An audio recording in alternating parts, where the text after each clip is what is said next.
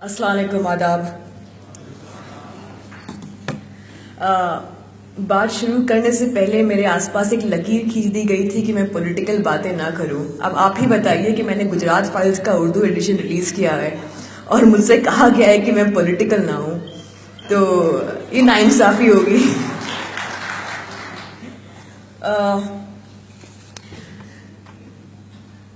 समझ में नहीं आता क्या बोलूं, क्योंकि अभी अभी कतर से लौटी हूँ जहां पर इंडियन एम्बेसी ने मुझे बोलने से रोक दिया, जहां पे एपीजे अब्दुल कलाम के एक इवेंट पे मुझे बोलने के लिए बुलाया गया था। और बहुत ज़्यादा उम्र नहीं है मेरी, तो पता नहीं मोदी गवर्नमेंट को मुझ में क्या पावर नज़र आया कि मैं लास्ट मिनट में उन्होंने मेरा इवेंट खराब कर दिया।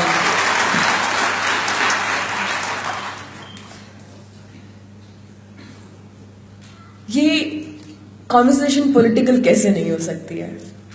अभी अभी एनडीटीवी पर बैन हुआ है 2 दिन पहले। हम इस माहौल में जी रहे हैं जब एक दादरी के को एक्यूज्ड को एक ट्राइकलर पहनाया जाता है और हमारे यूनियन मिनिस्टर उनको जाके तसल्ली देते हैं। और आई एम सॉरी बट मैं तो पॉलिटिकल कॉन्वर्सेशन में यकीन रखती हूँ, बिकॉज दिस क्योंकि अगर मैं अब नहीं बोलूंगी तो मुझे नहीं पता कि मैं कब बोलूंगी, क्योंकि नवाज देवबंदी का एक बहुत मशहूर शेर है कि जलते घर को देखने वालों फूस का छप्पर आपका है, आग के पीछे तेज हवा है, आगे मुकद्दर आपका है। उसके कत्ल पे मैं भी चुप था, मेरा नंबर अब आया, मेरे कत्ल पे आप भी चुप हैं, अगला नंबर आपका है।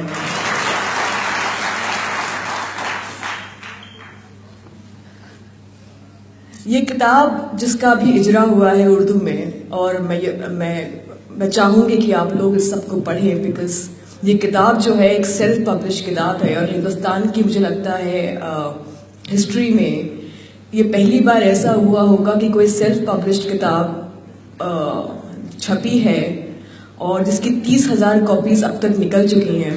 तो लोग मुझसे कहते हैं कि मोदी गवर्नमेंट तो आप पर बड़े उनकी रहनुमाई रही है आप पर कि उन्होंने आपको अपोज नहीं किया किसी। मैंने कहा अपोज करने की ज़रूरत नहीं है, हमारे न्यूज़ चैनल्स इतने अच्छे हैं कि इन्होंने इस किताब का जिक्र तक नहीं किया कि तो मोदी गवर्नमेंट इस किताब को अपोज करके मीडिया को फॉर्डर तो देगी नहीं।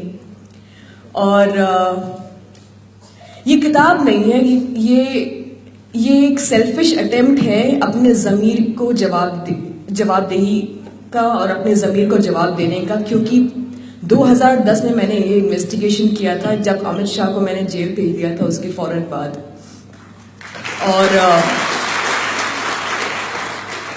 और तब मैं अंडर कवर गई, एक 26 साल की उम्र थी मेरी उस वक्त, मैथिली त्यागी बनकर। मुझे लगता है मैं कंस्ट्रक्टिव जर्नलिज्म के कंस्ट्रक्ट में ही बोल रही हूँ।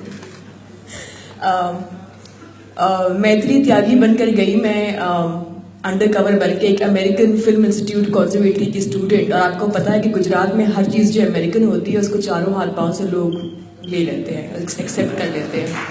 तो मैंने लेंसेज पहने हुए थे, मेरे बाल स्ट्रेटन हो गए थे, मैंने अमेरिकन एक्सेंट में बात करने लगी थी जो बहुत ही फेक और बेहुदा था, लेकिन फिर भी लोगों ने एक्सेप्ट कर लिया। और उसके बाद मैं वहाँ पर 8 महीना रही। पहले कुछ महीनों तक मैंने वहाँ के जो फिल्म मेकर्स हैं उनके साथ में घूमती थी, उनकी आइटम नंबर शूट करती थी। एक छोटे से घर में जो 200 स्क्वायर फीट का घर था नेहरू फाउंडेशन में, वहाँ मैथिली त्यागी बनकर रही। और फिर वहाँ से सफ़र शुरू हुआ जहाँ से मैंने गुजरात के होम सेक्रेटरी अशोक नारायण, गुजरात के IB chief GC Raigar, Gujarat के commissioner of police PC Pandey, DG police Chakravarti, खुद नरेंद्र मोदी का स्टिंग ऑपरेशन किया। और जिस दिन मैं नरेंद्र मोदी का स्टिंग करने गई उसी दिन मेरी ऑर्गेनाइजेशन तहलका ने मुझे वापस बुला लिया। लेकिन थोड़ी सी मेरा तारुफ करा दिया गया उस दिन मोदी जी से। जब मैं एंटर किया मैंने मोदी जी के केबिन में, तो उन्होंने कहा अरे आप यू हैव कम फ्रॉम, अंग्रेजी बड़ी अच्छी बोलते हैं, सीख लिया उन्होंने काफ़ी अच्छी। तो ही सेड अरे I figured that you have come from America and you should write good things about America. I said of course that's why I am here. And फिर उन्होंने गुजरात की कुछ अच्छी अच्छी बातें मैंने उनसे कही। तो मेरे साथ एक फ्रेंच कलीग थे जो मेरे फ्रेंच फिल्म मेकर दोस्त की हैसियत से थे। तो उन्होंने मोदी जी से कहा, sir I am very proud to see that even autos have your photograph. अब मोदी जी और उत्साहित हो गए। फिर उन्होंने मुझे एक बराक ओबामा की किताब दिखाई और मुझसे कहा कि this is what I want to be. और आज देखिए, और आज मतलब उनकी इस बात की तारीफ करनी चाहिए। हमें कुछ हर इंसान में बुराई होती है, लेकिन ये बात उसे सीखने लायक है कि उस इंसान ने जो चाहा वो उसे मिला। आज वो गए हैं, नरेंद्र मोदी से हाथ मिलाते हैं और उनका ख्वाब पूरा हो गया। और उनके ख्वाब पूरा करने में हमारा और आपका बहुत बड़ा हाथ है, क्योंकि 31% ने उनको वोट दिया है और 31% में हमारा आप शामिल हैं। तो अंदर झांकने की जरूरत हमें भी है। हम दूसरों को कुछ कहें उससे पहले मुझे लगता है कि ये हमें अपने ज़मीर को भी अंदर झांकना होगा और देखना होगा, क्योंकि हम कंस्ट्रक्टिव जर्नलिज्म की बात करते हैं, लेकिन आप में से और हम में से समाज में से कितने लोग हैं, मैं मुस्लिम समाज की बात कर रही हूँ स्पेसिफिकली, बिकॉज जब मैं यहाँ एंटर किया तो कुरान शरीफ की तलावत हो रही थी। हमारे कम्युनिटी में लोग गोश्त पर और बिरयानी पर पैसा ज़्यादा खर्च करते हैं, लेकिन अगर 2 रुपए का अखबार खरीदना हो तो बगले खा। और ये हमारी कम्युनिटी का अलमिया है। और आई एम सॉरी, लेकिन मैं ये बात कहना चाहूँगी। उर्दू अदीब की बेटी हूँ और 30 साल तक उन्होंने एक गवर्नमेंट स्कूल में पढ़ाया और मैं देखती थी उनके साथ उर्दू और अंग्रेजी पढ़ाते थे मेरे अब्बा। और सुबह सुबह जाती थी जब स्कूल पे तो लोग जो है बिस्तर पे सोए हुए होते थे रात को बिरयानी खाकर। वो वही महाराष्ट्रियन ऑटो वाला 2 रुपए का अखबार लेके पढ़ रहा होता था, क्योंकि उसे शौक था जानने का कि मुल्क में क्या हो रहा है, उसके साथ क्या हो रहा है। हम में वो शौक नहीं था। मैं ये बात हमेशा कहती हूँ और मुझसे लोग गुस्सा हो जाते हैं कि हम मुर्दा कौम है, लेकिन हम मुर्दा कौम हैं। आज आपके साथ और हमारे साथ जो हो रहा है वो इसलिए हो रहा है क्योंकि हमने उसे होने दिया है। हमारी एक मुश्तरका आवाज नहीं रही है। एक इंसान, एक लीडर अगर उभर के आता है तो 10 लोग उसको नीचे गिराने के लिए आ जाते हैं, और ये आपकी और हमारी कमी है। आप जर्नलिज्म से और जर्नलिस्ट से बहुत ज्यादा एक्सपेक्ट नहीं कर सकते हैं। हम बहुत कोशिश कर रहे हैं, और इस मुल्क में जब आप कहते हैं कि जर्नलिस्ट हमारे खिलाफ बोलते हैं, नहीं, इस मुल्क में बहुत जर्नलिस्ट हैं जो आपकी लड़ाई लड़ रहे हैं, लेकिन वो उतना ही कर सकते हैं। अगर आप अपने लिविंग रूम में बैठकर सिर्फ टीवी देखकर और कोसेंगे, इससे काम नहीं चलेगा। आप क्या कर रहे हैं? आप ये सोचिए, अपने आप से पूछिए कि आप क्या कर रहे हैं। मैं ये नहीं, लोग कहते हैं कि मुसलमान हथियार उठा रहा है, मैं कह रही हूँ जी हथियार उठाइए। आपका कलम सबसे बड़ा हथियार है आपका। कितने लोग कलम उठाते हैं? आपके पास सोशल मीडिया है, आपके पास ट्विटर है, आपके पास फेसबुक है। आजकल दुनिया महदूद नहीं रह गई है टेलीविजन और न्यूज़पेपर में। आपके पास बहुत सारे फोरम हैं।